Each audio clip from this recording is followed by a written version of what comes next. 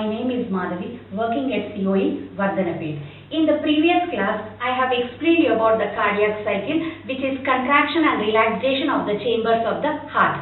When the ventricle contracts, the volume of the blood that is pumped by each ventricle in one heartbeat, we call it as the stroke volume, which is 70 ml. And the volume of the blood that is pumped by each ventricle in 1 minute, we call it as the cardiac output. So cardiac output is stroke volume into number of beats per minute, that is 70 ml into 72 beats, which is 5040, and it is approximately 5 liters per minute. It means our ventricle is going to pump 5 liters of blood in 1 minute. And this cardiac output, it may increase when we are in active state and it is going to decrease when we are in the resting state. So, for example, let us take when we are in vigorous exercise, this cardiac output, it may reach up to 21 liters per minute.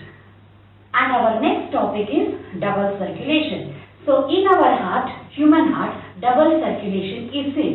Double circulation involves two circulations. One is pulmonary circulation, second one is systemic circulation. In the pulmonary circulation, the deoxygenated blood from the right ventricle, it is going to enter into the pulmonary artery or aorta. From there, it is going to reach the lungs, where the blood is going to become oxygenated, and through 4 pulmonary veins, that oxygenated blood will be carried into the left atrium.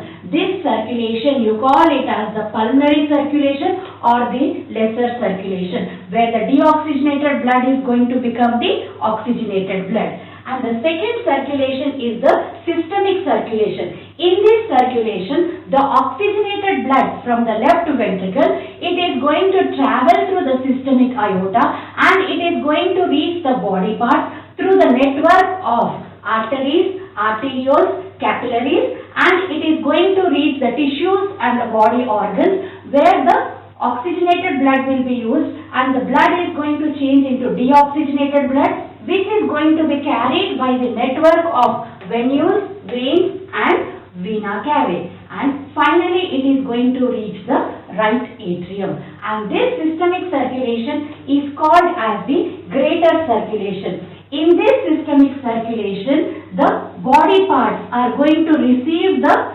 oxygen and nutrients, and the carbon dioxide and waste materials which are released in the tissues are going to be taken for elimination. Okay, so when you notice this diagram, on the right side of the heart, we are going to see the flow of deoxygenated blood, and on the left side of the heart, we are going to see the flow of oxygenated blood. There is no mixing of deoxygenated and oxygenated blood.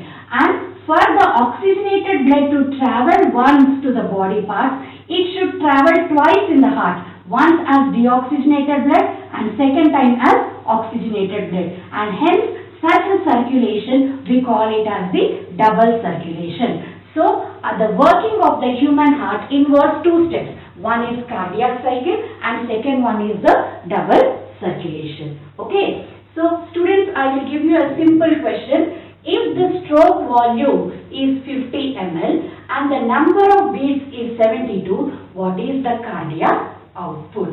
And thank you. Tomorrow we are going to continue with the next session, blood vessels.